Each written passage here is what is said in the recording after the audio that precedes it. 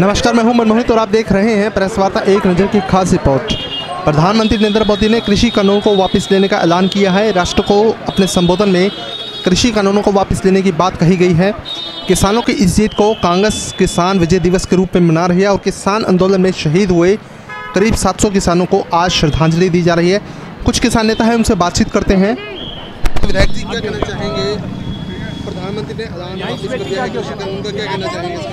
देखिए, 700 से ज़्यादा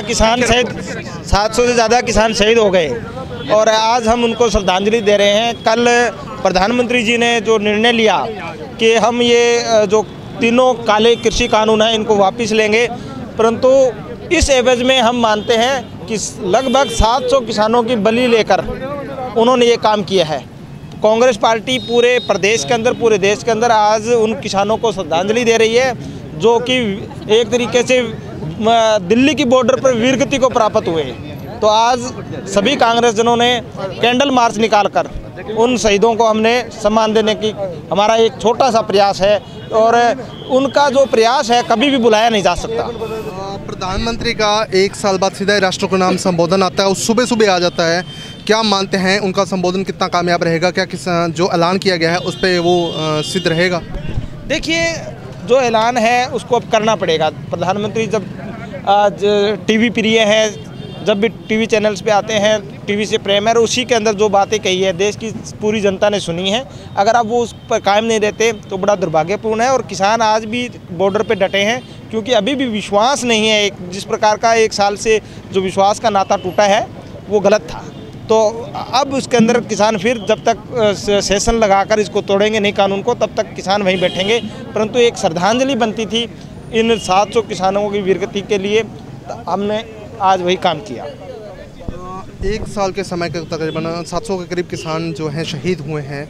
संबोधन आता है कृषि कानून वापस लेने का, लेकिन कहीं भी शहीद किसानों के लिए एक शब्द नहीं कहा जाता।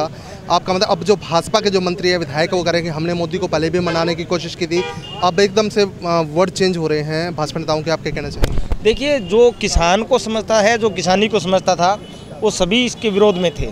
परंतु भारतीय जनता पार्टी के किसी भी नेता में इतना दम नहीं है कि प्रधानमंत्री को जाके बोल दे।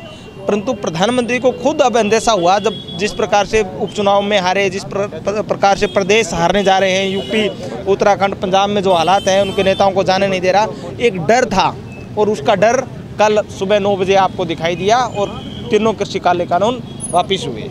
मान लिया जाए कि जिस तरह से कृषि कानून वापसी की बात हो रही है तो कहीं ना कहीं आने वाले चुनाव भी इसका इफेक्ट हो सकता है। देखिए, जनता समझ चुकी है कि ये व्यक्ति किस प्रकार से राज शासन करना चाहता है और चाहे किसान, मजदूर, व्यापारी, कोई भी अब इनकी बातों में आने वाला नहीं है। पूरी तरीके से उनको समझ गए हैं कि ये हर घोषणा उनकी चुनावी होती है, हर बात उनका चुनावी होता है, देश हित का कोई मतलब नहीं है। कांग्रेस पार्टी हमेशा किसानों के जो है समर्थन में खड़ी रही है, तो किसानों को क्या संदेश देना चाहेंगे? अब आगे क्या रणनीति रहनी चाहिए? देखिए, किसानों का हमारा तो संदेश हमारा तो यही है कि जिस प्रकार से उन्होंने संघर्ष किया उनको हम नमस्कार करते हैं और उनको सलाम करते हैं। और हमारा यही है उनके लिए संदेश कि अब जब वो ये काले कानून वापस चले गए तो अपने खेतों में जाके पहले की तरह खुशहाल ज़िंदगी जिएं और उनका जो कृषि में है उनकी अच्छी उन्नति, तरक्की मिले। और आने वाले दिनों में जिस प्रकार से स्वामीनाथन आयोग की बात हुई, MSP की बात हुई, वो सभी उनको अच्छे प्रकार से मिले। आज जो कांग्रेस पार्टी द्वारा जो किसान 1 साल में जो अंधा था, हमारा सड़कों में बैठा था और अपने हक की लड़ाई लड़ रहा था, उसमें जो 700 से ऊपर शहीद हुए हैं उनको श्रद्धांजलि देने के लिए कांग्रेस पार्टी ने कैंडल मार्च का आयोजन किया है। जो कृषि कानून है जो मोदी सरकार ने वापस लिए हैं, वो किसानों के जो ताकत को देखते हुए लोकतंत्र में जो हजारों किसान, लाखों किसान सड़कों पर थे, उनके आगे एक तानाशाह झुक के कानून वापस लिए है। और आने वाले चुनाव में यूपी, पंजाब में जो इनकी संभावित हार होनी थी उससे घबरा कर इन्होंने वापस ली है। जबकि हमारे कुछ सवाल मोदी जी से है भी, जो 700 किसान शहीद हुए हैं, जो बीजेपी और जजपा के मंत्री इलाहाबाद उपचुनाव में और अखबारों के जरिए, मीडिया के जरिए कृषि कानूनों के पक्ष में फ़ायदा गिना रहे थे भी, ये तो किसानों के पक्ष में है, आज वो मोदी जी का धन्यवाद कर रहे हैं।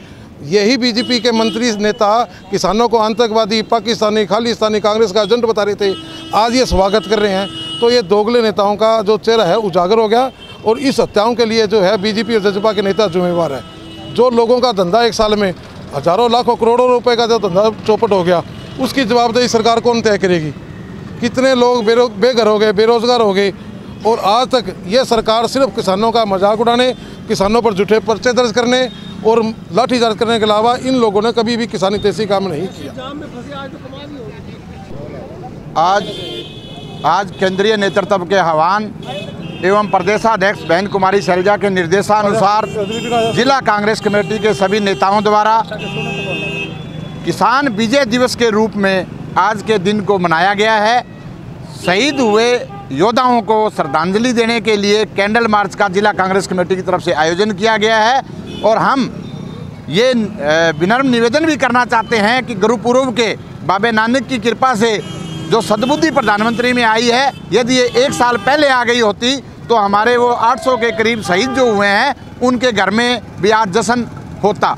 इस बात का हम जिला कांग्रेस की तरफ से सवाल भी बीजेपी गवर्नमेंट से चाहें कि उनका जिम्मेदार कौन है, उनकी जिम्मेदारी कौन लेगा कि 1 साल आपकी हरदर्मी को लेके जो 800 परिवार बिछड़ गए, उनके चिराग बुझ गए, उनकी देनदारी किसकी होगी। तो ये जिम्मेदारी भी बीजेपी सरकार साथ साथ ले कि उनके आश्रितों को नौकरी दे, उनको मुआवजा दे और उनके जो आने वाली चीज़ है इसको लीगलाइज करे।